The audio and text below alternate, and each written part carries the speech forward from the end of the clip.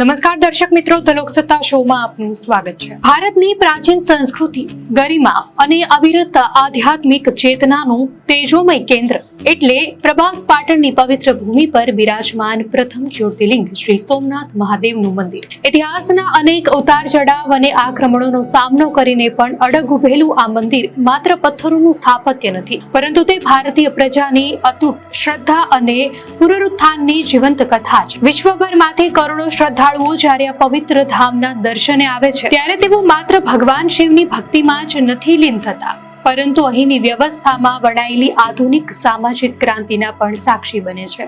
વર્તમાન સમયમાં સોમનાથ મંદિર ટ્રસ્ટે પોતાની ભવ્ય પરંપરાઓને જાળવી રાખીને સામાજિક જવાબદારીના ક્ષેત્રમાં જે રીતે ડગ માંડ્યા છે તે ખરેખર વંદનીય છે। આજે આ પવિત્ર ધામ માત્ર પૂજા અર્ચના અને ધાર્મિક વિધિઓ સુધી સીમિત નથી રહ્યું, પરંતુ તે મહિલા સશક્તિકરણનું એક એવું સશક્ત અને પ્રેરણાદાયક કેન્દ્ર બનીને ઉભર્યું છે જે સમગ્ર દેશની ધાર્મિક સંસ્થાઓ માટે એક દિશાસૂચક મોડેલ પૂરું પાડે છે। સોમનાથ મંદિર ટ્રસ્ટના માનવ કેન્દ્રિત અને સર્વસમાવેશક અભિગમને કારણે આજે સેંકડો મહિલાઓના જીવનમાં આશાનો નવો સૂર્યોદય થયો છે।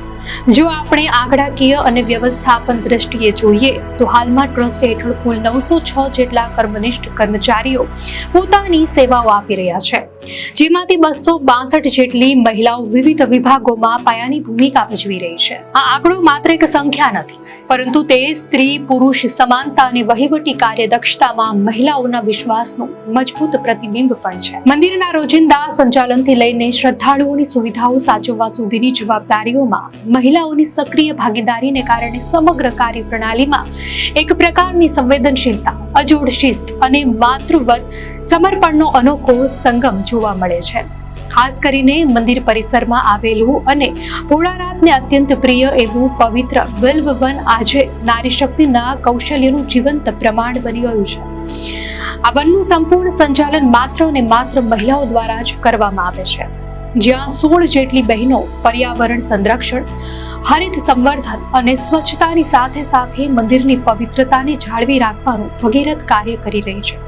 આ વ્યવસ્થા એ વાતની પ્રતીતિ કરાવે છે કે જ્યારે પ્રકૃતિના જતનની વાત આવે ત્યારે સ્ત્રી સહજ સંવેદના સૌથી વધુ અસરકારક સાબિત થાય છે। સેવાની આ સરવાળી માત્ર બાગાયત સુધી મર્યાદિત નથી, પરંતુ તે મંદિરના ભોજનાલય અને પ્રસાદ વિતરણ વ્યવસ્થામાં પણ એટલી જ જોરશોરથી વહી રહી છે।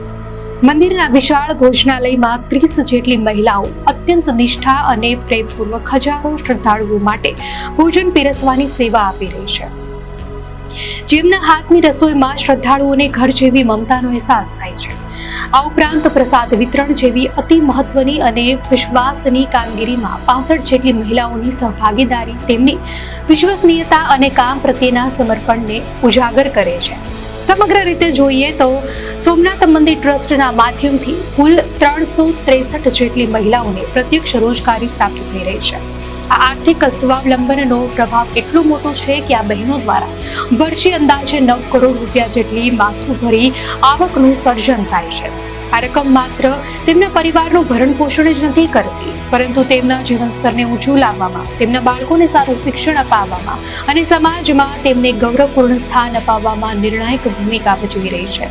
આમ શ્રી સોમનાથ મંદિર ટ્રસ્ટે આધ્યાત્મિક વારસાની જાળવણીની સાથે સાથે સામાજિક ઉત્થાનનો જે માર્ગ પ્રશસ્ત કર્યો છે તે ખરેખર અભિનંદનને પાત્ર છે। જે રીતે એક સમયે સોમનાથનું નિર્માણ ભારતની અસ્મિતાનું પ્રતીક હતું, તેમ આજે અહીંથી શરૂ થયેલું આ મહિલા સશક્તિકરણનું અભિયાન આધુનિક ભારતની નારી શક્તિના વિજયનું પ્રતીક બની ગયું છે। શ્રદ્ધાના આ પવિત્ર ધામમાંથી આજે માત્ર ધૂપ અને દીપની જ સુગંધ નથી આવતી, પરંતુ આત્મવિશ્વાસ, સ્વાભિમાન અને સ્વાવલંબનની એવી મીઠી સુવાસ પ્રસરી રહી છે જે દેશના ખૂણે ખૂણે વસતી મહિલાઓને આત્મનિર્ભર બનાવવાની પ્રેરણા પૂરી પાડે છે। આ મોડેલ સાબિત કરે છે કે જો ધર્મ અને સામાજિક જવાબદારીનો સુમેળ સાધવામાં આવે તો તે સમાજના સર્વાંગી વિકાસમાં ક્રાંતિકારી પરિવર્તન લાવી શકે છે। અને સોમનાથ દાદાના આશીર્વાદથી આ મહિલાઓ આજે માત્ર કામદાર નથી, પણ નવા ભારતના નિર્માણની મજબૂત કડી પણ બની ગઈ છે। દર્શક મિત્રો, આ માહિતી આપને કેવી લાગી? આપની પ્રતિક્રિયા અમને કોમેન્ટમાં ચોક્કસથી જણાવશો, અને જો આપને આ વિડીયો સારો લાગ્યો હોય તો વિડીયોને લાઈક કરો અને ચેનલને સબસ્ક્રાઇબ કરો।